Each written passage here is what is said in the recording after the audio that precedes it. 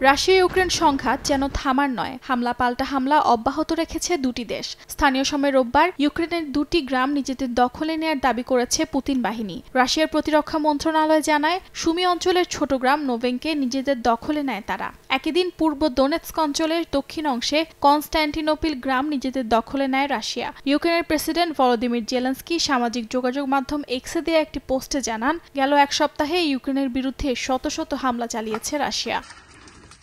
এদিন পাল্টা হামলা চালায় ইউক্রেনের সেনারাও। সীমান্ত থেকে ১৩০০ কিলোমিটার দূরে অবস্থিত রাশিয়ার ভলগা নদী অঞ্চলের চুভাশিয়া একটি শিল্প স্থাপনায় লক্ষ্য করে ড্রোন হামলা চালানো হয়। এ হামলার কারণে কোনো হতাহতের খবর পাওয়া যায়নি বলে জানিয়েছেন চুভাশিয়া প্রদেশের গভর্নর।